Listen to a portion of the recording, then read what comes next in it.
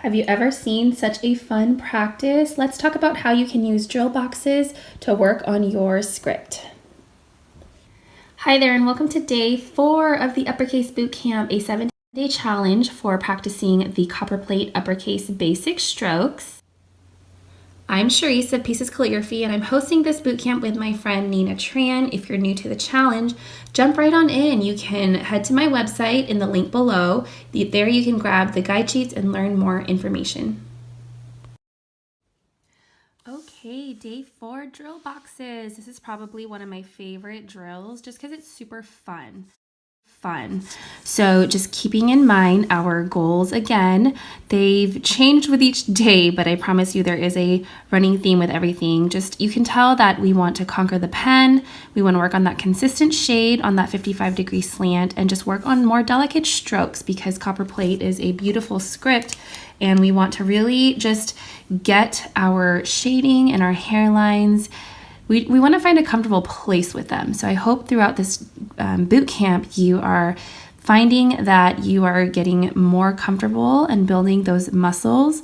Okay, so for these drill boxes, you're going to want to do any kind of drill within this box that will help you continue to achieve these goals. So let's just dive right into the first one.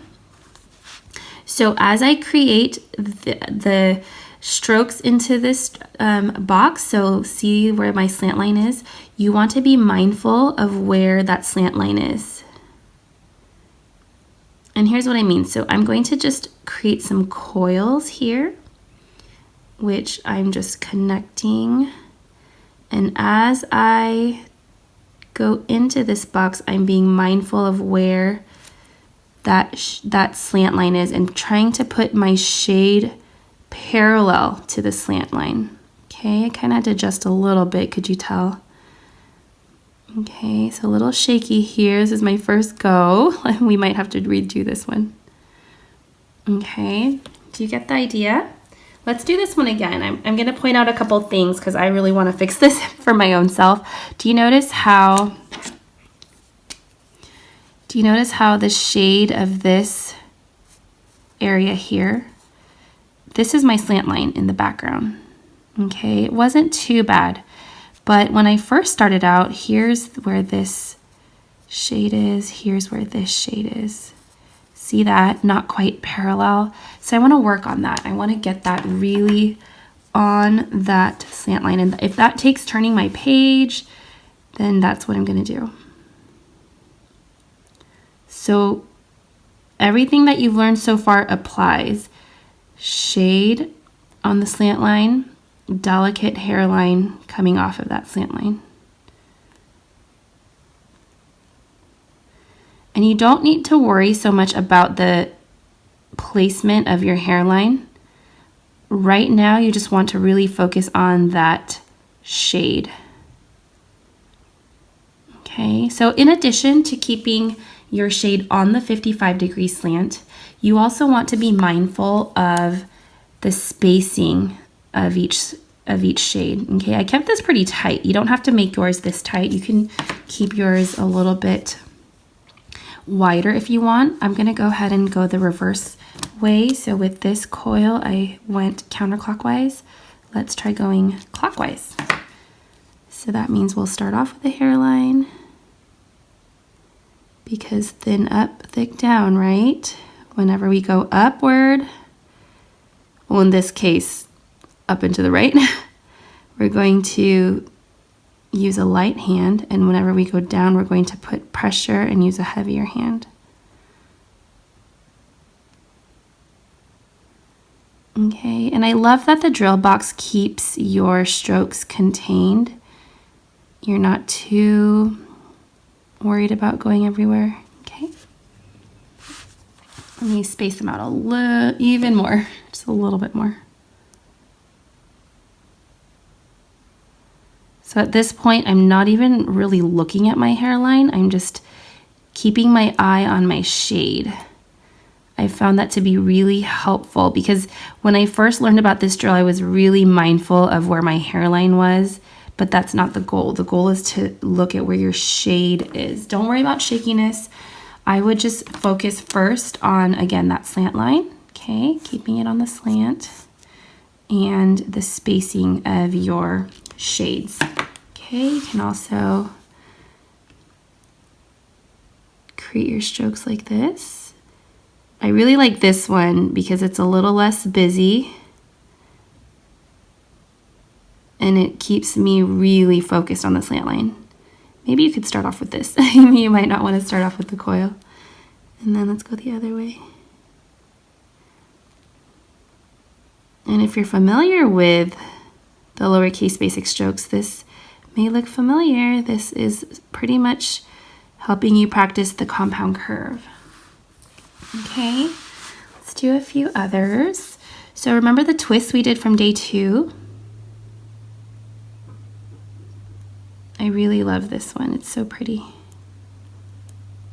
So the key here is to continue, again, to keep those shades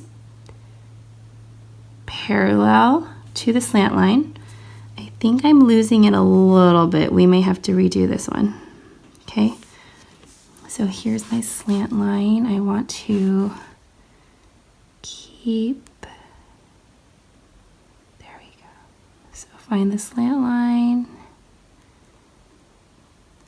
And if you want to take it a step further, try to keep your loops relatively even. Of course, they're going to change in size as you go throughout the box, but try not to have too drastic of a change in your loops as you go through. Have them really gradually grow bigger and smaller. Okay, you can also do those candy canes that we did on day 1. It's a little bit trickier because you have to, again, keep in mind where that shade is, where that slant line is. So here, I really want to stay on it.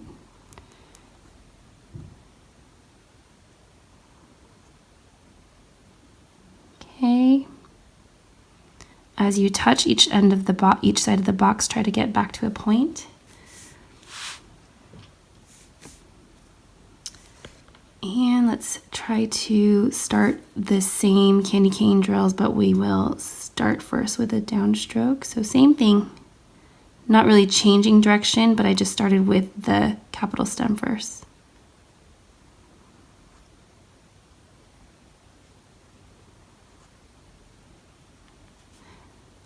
Now I want this to be a source of fun. Don't let this be too frustrating. If your strokes don't look like this, that's okay. I want you to break it down and just ask yourself some questions. Am I keeping my shade on the slant line? Okay, take another color just like this and try to skewer those shades and see where they fall. Are my shades evenly spaced apart? Okay, and if not, then on your next go, just focus on that. Don't even worry about perfect strokes. Don't even worry about staying in the box. I wouldn't even mind if you were all over the place, but if you can just isolate a single aspect of the drill, that's totally fine. Okay, so now let's try these areas here. Now this one is super fun. The challenge though is as we are going from left to right, this area here is getting smaller. And not to make it more complicated, but we still want to stay on our slant line. Okay, so that might look like this. So you can start in the corner. So here I'm really being mindful of my shade. Not worried so much about the hairline and where that falls. And these are really large, so don't worry if you have to pick up your pen and just continue where you left off. So these are just running ovals.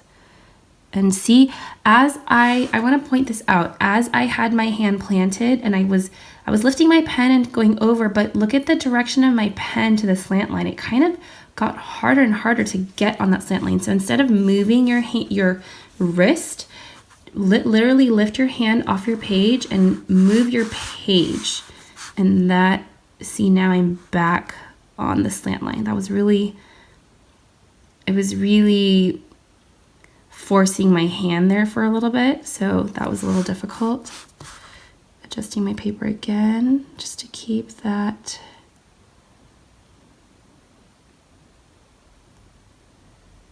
slant line, okay. There's no right or wrong way to do this, but there are some guidelines that we want to keep, okay? Of course, we don't want to have total free range where we're not trying to improve, okay? And then the other way around, you can go from left to right again and start small to large, or I would even challenge you to start from the right and go to the left. And then what you can do there is go the opposite way. As you can imagine, the options are endless. You can pretty much do anything your heart desires. You can take some ideas that I'm sharing with you. You can take other ideas from other people. You can make up your own drills. But what I want you to take away from this is, again, our goals, remember? And how can you use the confines of these drill boxes to stretch yourself, push yourself, practice, slow down, okay? And just utilize this opportunity to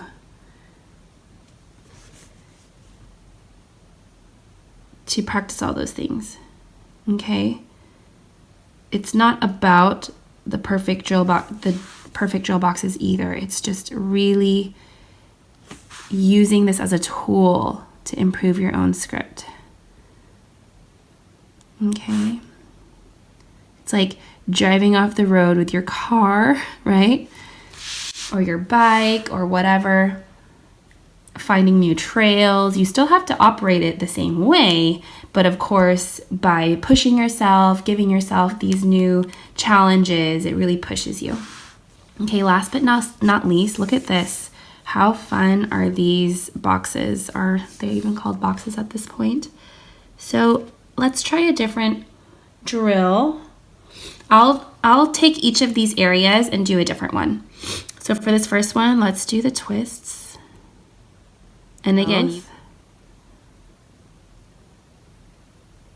a little off there. Let me try to get back on. Oh, there we go. Okay.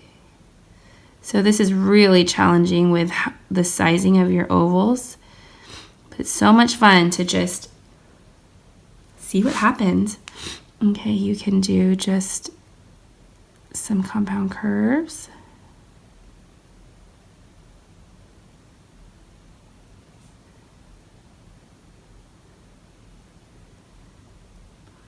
Okay. Now, if you don't have a means to print these guide sheets, you can totally do this on your own. I would take a ruler and literally just, especially if you have a Rhodia dot pad or some type of graph paper, that would be really great to just kind of line up some boxes, and you can totally do this drill as well. Remember, it's not about the box itself and these perfect looking drills. It's about using these as tools to practice. Okay, super fun. And then I really like the idea of actually going the other way just to get your hand going. So maybe you could do, I think running ovals tend to be the easiest to go that way. I don't know if you.